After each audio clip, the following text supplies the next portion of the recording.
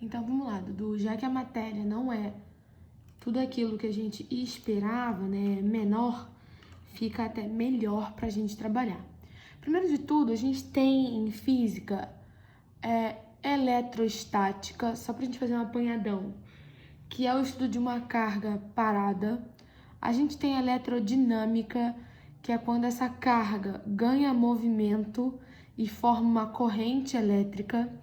E a gente tem eletromagnetismo, que estuda basicamente magnetos, a gente vai ver que vai ter a magnetita, que são ímãs que são atraídos através de uma forma elétrica por campos e afins. E é essa área que a gente vai estudar aqui. O nome é eletromagnetismo porque a gente começou a encontrar lá atrás um mineral que era muito condutor de magnetismo, né? Que era a magnetita, que é o Fe3O4. Ele é um ímã natural, beleza? Logo depois, começaram a atuar com ele e começaram a ver que todo e qualquer ímã, ele fica sempre alinhado na direção norte-sul. Então, o polo norte geográfico é o polo norte do ímã. Daqui a pouco a gente vai ver que magnetismo terrestre isso muda. E o polo sul geográfico é o polo sul do ímã, fica apontado, tá? A gente também tem, e logo foram descobrindo esse magnetismo através das bússolas, que tinha uma agulha dentro da bússola que fica imantada e ele aponta certinho norte e sul. O que o ímã é, né? Quando a gente pensa no ímã, ele basicamente é um desenho onde eu tenho dois polos, eu vou determinar aqui como norte e sul, e que a gente basicamente, quando era criança, não sei se você chegou a brincar, tinha uns imãzinhos pequenininhos, né, que a gente jogava pra cima e eles se grudavam. Ímã, ele tem dois polos, a gente já vai ver aqui, de mesmo nome, eles se repelem e de nomes opostos se atraem, tá? Então, os polos, que são essas partezinhas aqui do ímã, são onde as ações dos ímãs são mais atraentes, então são elas que demandam o movimento do ímã. E os polos de mesmo nome, como eu falei, se repelem e os de nomes diferentes se atraem. Então, se eu colocar outro ímã aqui e esse ímã aqui também for norte, se repele. Se não for norte, for sul, se atrai, beleza? A gente tem algumas propriedades dos ímãs que a gente está falando. Mais um deles são a inseparabilidade dos polos. Quando eu tenho um ímã e eu corto esse ímã, eu quebro esse ímã, eu divido o ímã, cada nova parte vai se comportar como um novo ímã. Então, norte e sul não é que eu corto e fica só norte e só sul. Eu gero dois norte e sul. Se eu quebrar de novo, eu vou ter de novo norte e sul.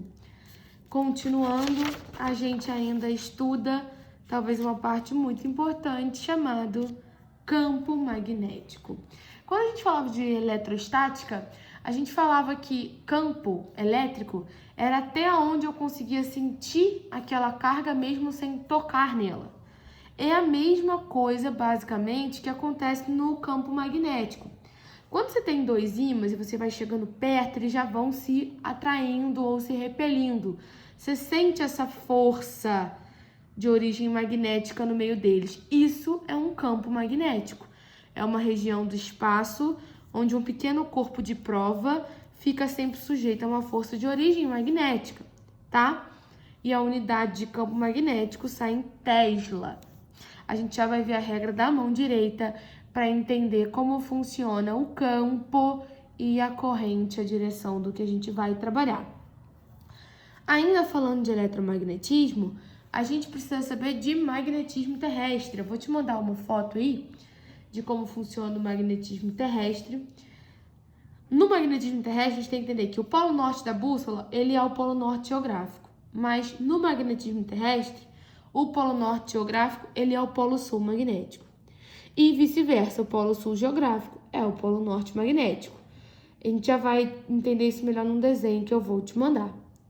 A gente também tem ainda, estudando em magnetismo, magnetismo em matéria. Eu tenho as matérias que são ferromagnéticas, eu tenho substâncias paramagnéticas, diamagnéticas e tenho o ponto de Curie, que é muito importante, beleza?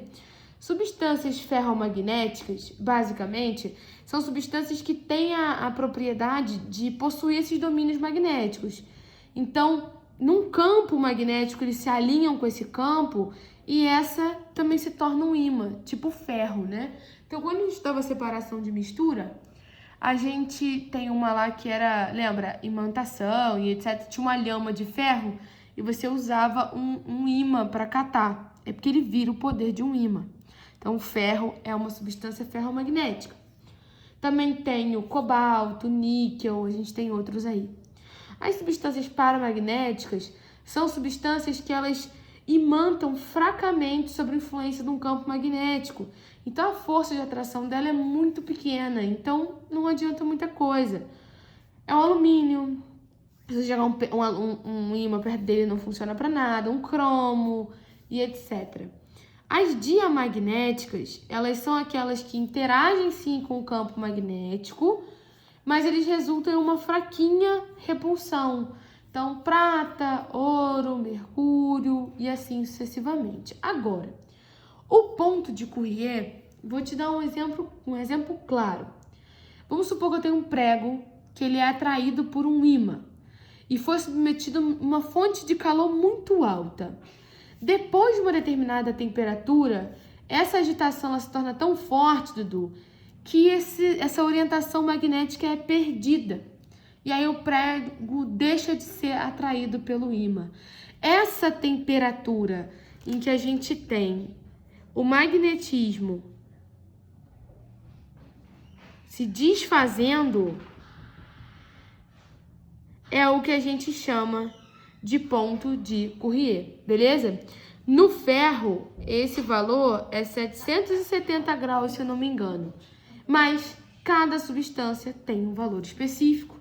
O ponto de Curie, então, é o ponto em que esse magnetismo se desfaz e eles perdem os domínios magnéticos.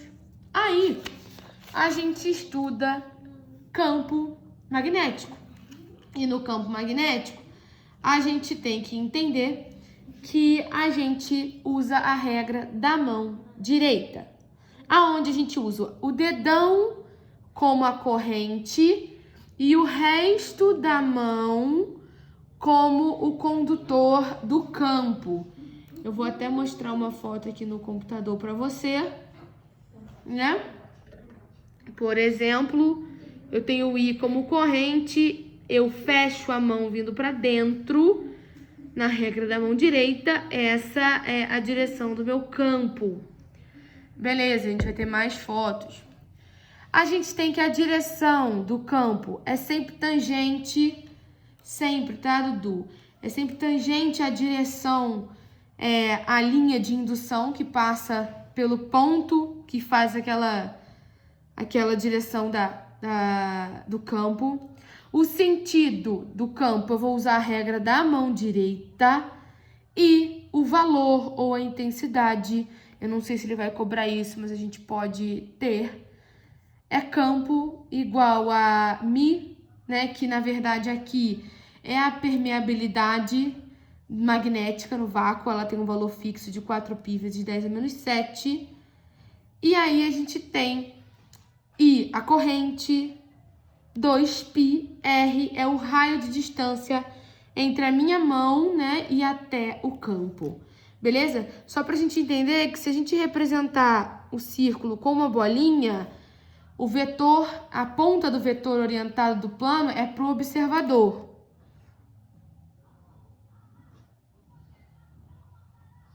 E se eu botar um X, o penacho do vetor orientado do observador é pro plano, beleza?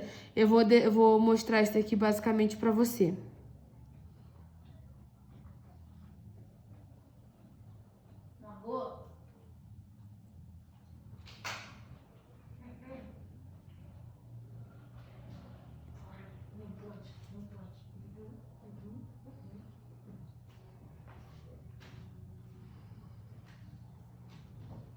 Então, é a ponta